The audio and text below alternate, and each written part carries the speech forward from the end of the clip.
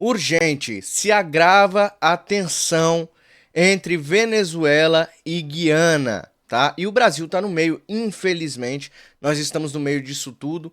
Deus proteja o nosso povo de uma possível guerra, mas acontece que o Maduro foi visitar o Putin, né? Uma visita muito estranha, parece que foi pedir ali algumas sugestões, algumas dicas de como invadir países vizinhos, né? Então nós vamos acompanhar toda essa matéria. Eu peço antes que você deixe o like, compartilha muito. Eu faço vídeos de domingo a domingo, tá? Hoje, sabadão, estou aqui trazendo matérias para vocês.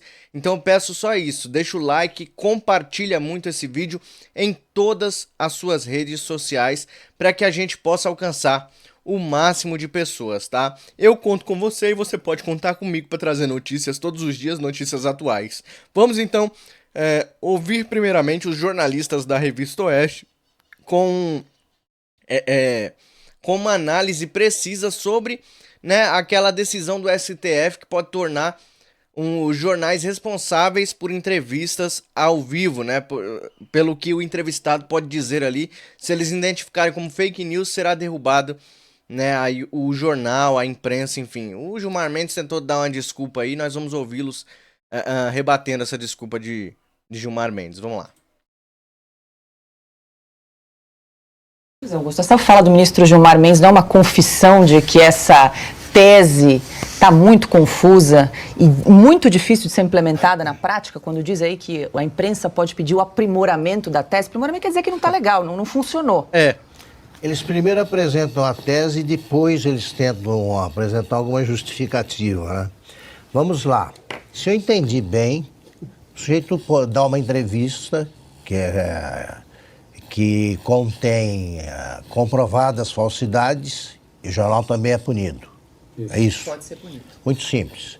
Aplicada a este programa, nós já cometemos um crime. Porque a gente reproduz declarações comprovadamente falsas, deliberadamente mentirosas, de ministros do Supremo. Eles serão punidos também, ou só verdade. nós? Nós acabamos de apresentar aí um negócio que não existe. Toda vez que alguém tenta justificar a liberdade de imprensa, está mentindo, inventando, dizendo uma coisa falsa. A Constituição proíbe, ponto final. Como é que vai fazer? E se o jornal dessa entrevista aí? É o jornal que vai pagar? Então é o seguinte, um Supremo como o nosso cria leis que tem sempre um culpado no Supremo, o ministro que diverge. Se tiver um voto contrário a isso aí, ele será justificado com falsidades. Um dos dois votos é falso. Como é que se faz para punir? Quem é o errado? Eles defendem a censura à imprensa e apresentam justificativas falsas. Eles serão punidos só a gente? Então é o seguinte, o Supremo já fez confusões suficientes para parar de atormentar o Brasil com mais ideias de Jerico.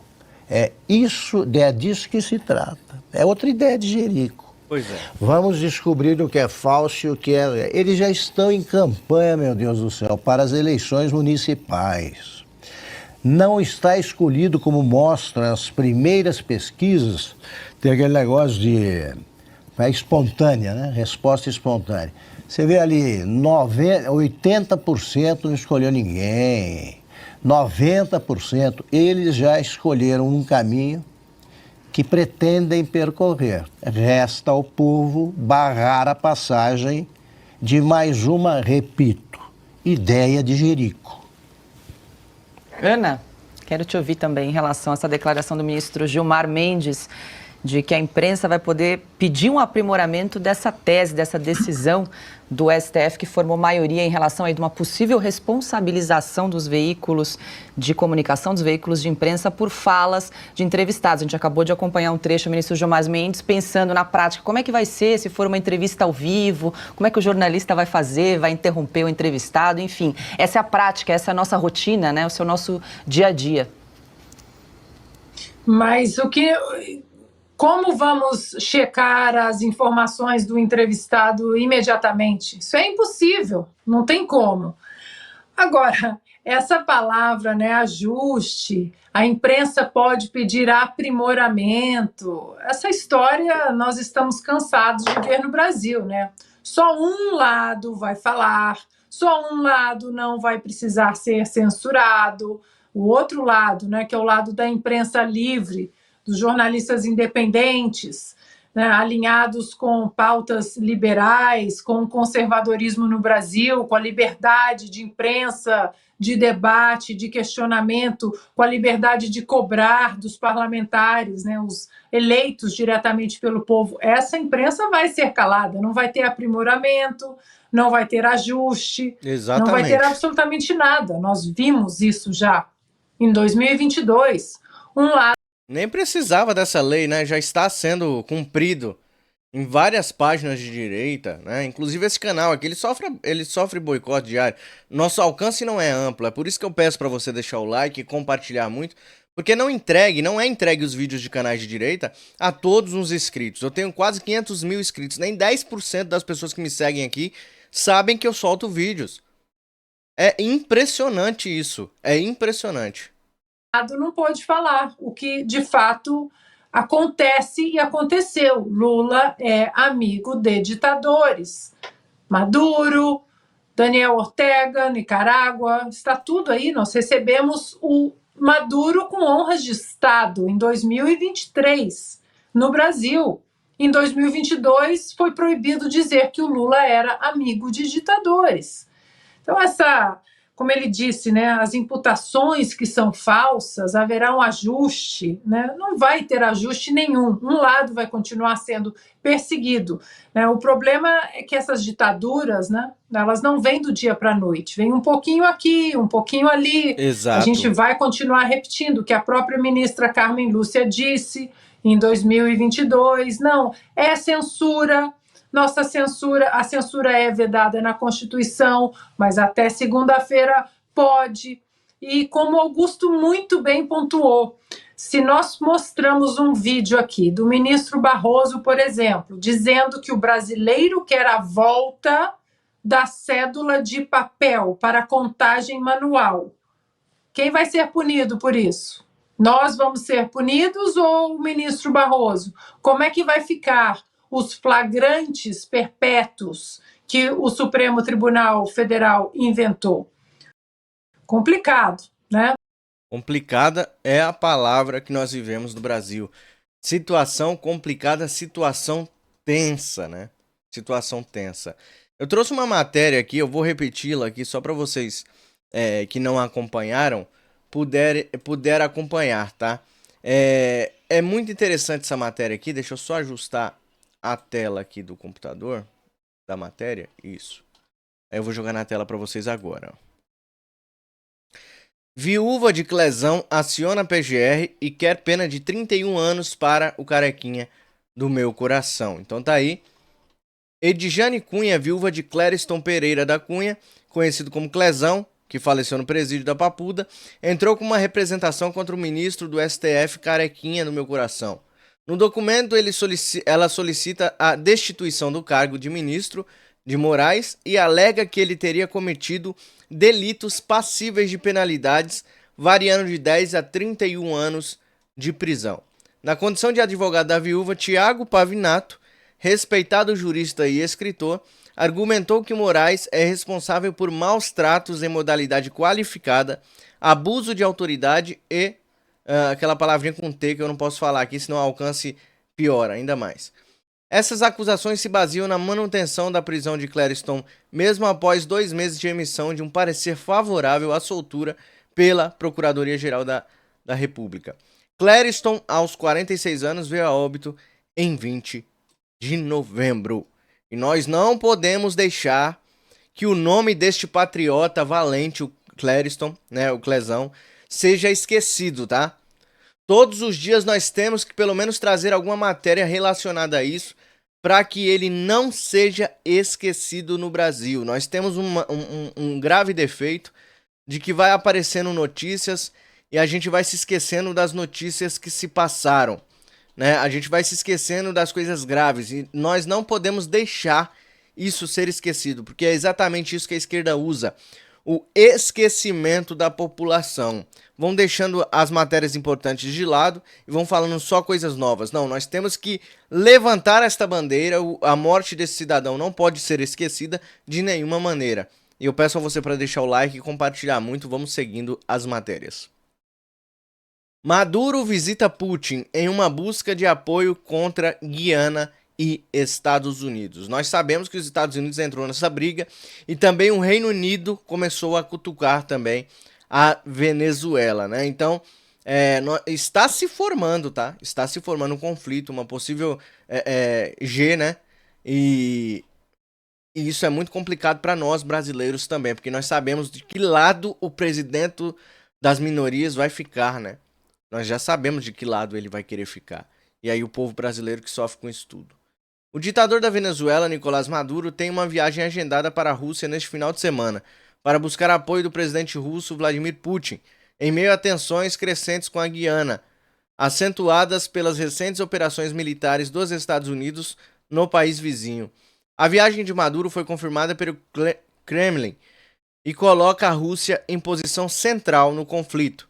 Este encontro ocorre logo após os Estados Unidos anunciarem um exército militar aéreo na Guiana, descrito como uma iniciativa para fortalecer a parceria de segurança entre os dois países. O ministro da Defesa da Venezuela, Padrino Lopes, criticou duramente a operação, classificando-a como infeliz provocação. Então está se intensificando cada vez mais aí o conflito. Tomara que isso seja apenas um blefe deste ditador, que nada aconteça de grave aqui na América Latina. O que eles querem mesmo é derramamento de S, né? Vocês sabem do que? Aqui no nosso... É porque assim, ó, quando eu falo algumas palavras aqui, algumas pessoas não entendem. Mas quando eu falo algumas palavras aqui proibidas pela plataforma, o alcance do vídeo, que já é baixo, baixa cada vez mais. Entendeu? Então eu tenho que me privar de falar algumas palavras, né, aqui. Mas vocês vão pegando o jeito conforme a gente for falando. Infelizmente a gente vive aí numa ditadura, né? Vamos seguindo as matérias, vamos lá. Olha só, o mecanismo tá funcionando completamente aqui no Brasil, né? O amor voltou, o amor que solta bandidos e prende inocentes voltou, né? Juiz federal absolve ex-ministro José Dirceu no âmbito da Operação Lava Jato, tá? Isso aqui, daqui uns dias, pode aí, se ele aceitar, voltar a ser ministro no desgoverno, né?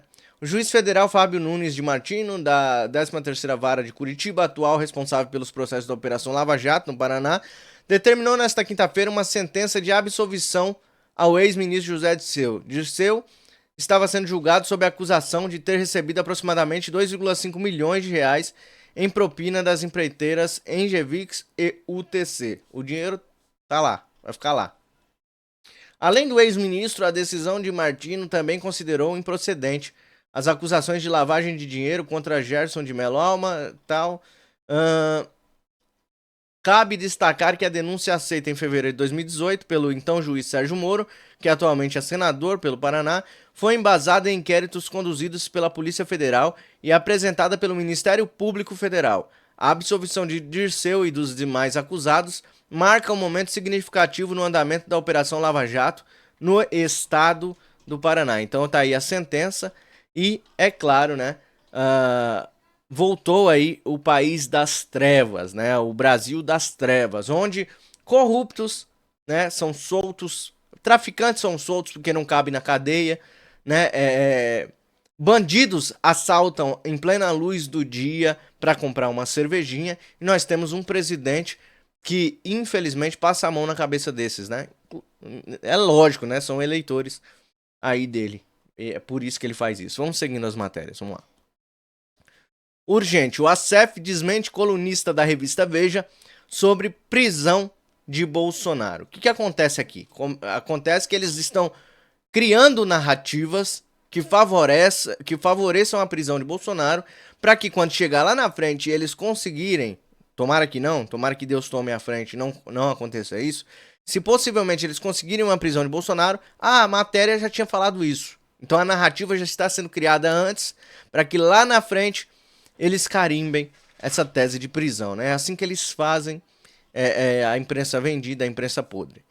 A revista Veja divulgou uma matéria do colunista Vitor nesta sexta-feira, abordando as investigações que envolvem a venda de um Rolex, presente da comitiva da Arábia Saudita ao ex-presidente Bolsonaro.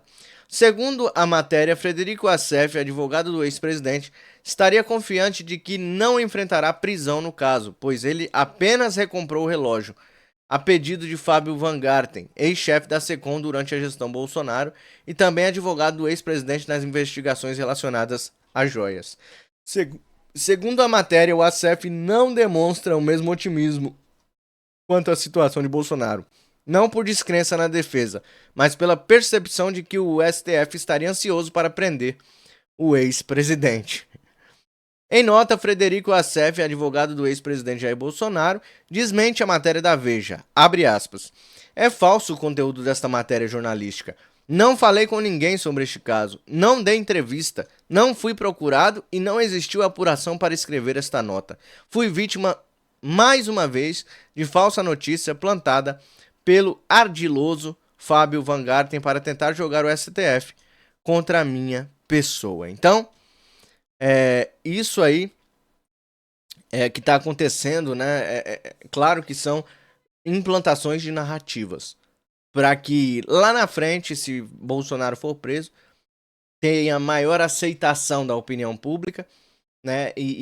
Porque já haviam saído matérias que diziam exatamente isso. É muita safadeza. A gente sabe que o sistema está trabalhando duro para tirar novamente Bolsonaro da jogada. Não sei se vocês viram, Bolsonaro deu uma entrevista que em 2027 ele pretende voltar, ele pretende estar no governo novamente, vai lançar a sua pré-candidatura. Não sei se ele pode fazer isso ou se é apenas simbolicamente, mas vai lançar a sua pré-candidatura e nós esperamos ansiosamente a volta do melhor presidente que o Brasil já teve. Como já disseram os que me antecederam, a morte de Clezão, e eu disse isso lá na Vida Paulista, com você ao meu lado, ela será um símbolo para a mudança desse país. Eu creio nisso. Ele pagou com a vida, mas, meninas, não foi uma morte em vão. Jesus pagou com a vida e até hoje nós estamos reverenciando e cumprindo tudo o que ele nos ensinou. Exatamente. Então tire isso e quando pensarem na dor da morte do Clezão, pensem, Jesus deu a vida por mim e seu pai deu a vida. Seu pai deu a vida para a libertação do nosso país. Senador Girão, no dia 20 de novembro de 2022, eu não nego nada que eu faço, é tudo público, eu estive no acampamento em frente lá ao quartel-general do Exército e eu disse que a solução para o país naquele momento era prender Alexandre de Moraes, por tudo que ele já tinha feito. Tive a honra de ser convidado pelo senador Girão, e uma benção o senhor estar aqui ao meu lado, senador Girão, dia 30 de novembro, e no Senado Federal, na Comissão Comissão de Transparência. Comissão de Transparência, eu disse, olha, Alexandre de Moraes deve ser responsabilizado pelos crimes de abuso de autoridade, por usurpação de função pública e por tortura. Está tudo gravado, 20 de novembro do ano passado. E hoje eu estava no carro e ouvindo o professor Pavinato, porque muitos veem o Pavinato assim como um homem da mídia, mas o Pavinato é das pessoas mais preparadas nesse país em matéria jurídica, não só humanística, mas em matéria jurídica. E Pavinato terminou sua locução aqui dizendo, ou se prende Alexandre de Moraes ou ele prende o país. É essa a opção que nós estamos vivendo nesse momento. Todos os escândalos que já foram denunciados aqui pelos eminentes advogados e os palestrantes, eu não vou repetir para não ficar enfadonho. Mas me preocupa que uma CPI proposta por vários parlamentares, liderada pelo deputado Marcel, tenha demorado tanto tempo para conseguir 171 assinaturas para o seu início. Isso é uma vergonha. Senhores deputados, como disse o senador Magno Malta, os senhores se elegeram com a bandeira de Deus, pátria, família e liberdade. Os senhores usaram o nome de Bolsonaro e agora têm vergonha de ser chamado de bolsonarista? Os senhores pensam que os eleitores não estão vendo isso? Senhores líderes evangélicos, os senhores pensam que os eleitores e os cristãos não estão vendo isso que está acontecendo? Eu fico abismado ao ver que se é apreendido pela polícia florestal um carro com algumas gaiolas, com alguns pássaros, Ezequiel, essa pessoa é multada, é processada, e as pessoas se comovem. Nossa, tinha tantos pássaros naquela gaiola, como é que essa pessoa malvada fez isso? E nós temos mais de 1.500 pessoas abusadas por um juiz, que eu tenho que dizer ainda assim, e as pessoas ficam quietas, achando que isso está dentro de uma normalidade. Brasileiros, brasileiras, e isto não é uma coisa normal na nossa nação. O Supremo Tribunal Federal, e eu vou tratar ali na Comissão de Constituição e Justiça daqui a pouco sobre ativismo judicial, o Supremo Tribunal Federal, na palavra dos senhores ministros, se tornou um partido político. Barroso, o nosso ministro Perdeu Mané, disse que no evento no Rio Grande do Sul que nós conseguimos um poder político, e quem consegue poder político não abre mão dele facilmente. Então nós temos aqui um poder judiciário numa relação promíscua com o parlamento, porque qual o sentido de um senador ou um deputado ter telefone de ministro supremo? E vice-versa. Qual o sentido de ministro supremo influenciar em indicações para outros tribunais? Indicações políticas, que é um ato próprio da política. Isso é, com todo respeito, uma promiscuidade. E nós temos, diante de tudo isso daí, um juiz que ele é, com todas as palavras eu digo, ele é um ditador, sádico e cínico.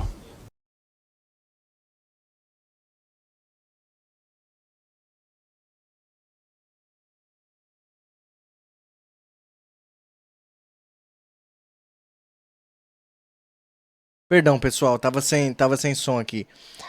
Vale a pena depois você voltar todo este vídeo, porque realmente Sebastião Coelho, ele é um homem de coragem. Ele é um homem de coragem, ele fala tudo que tem que dizer. Sem medo do amanhã, tá? Então precisamos de gente com coragem, como o Sebastião Coelho. Ele merece o seu like, merece o seu compartilhamento.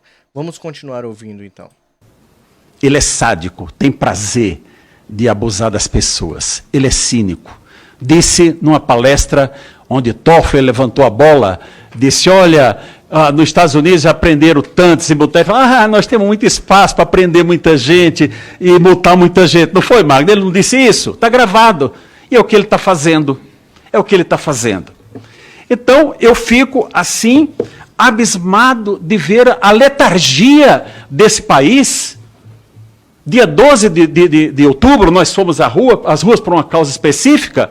Dia 15, voltamos timidamente, fizemos nossas caminhadas em Brasília, e ali já convocamos para o dia 10 de dezembro, mas unimos o movimento para ser um só, ali na Esplanada dos Ministérios, no próximo dia 10, e eu fico abismado de ver o presidente da República fazer esse verdadeiro escárnio com a população, indicando Flávio Dino para o Supremo Tribunal Federal. Fico abismado de ter senador com dúvida em quem vai votar. Pelo amor de Deus, onde é que nós estamos? Nós estamos lutando para tirar Alexandre de Moraes do Supremo Tribunal Federal, e nós vamos conseguir. As ações concretas estão... Deus te ouça, Sebastião, Deus te ouça. É interessante isso aqui que ele está dizendo, porque se Flávio Dino passa na sabatina,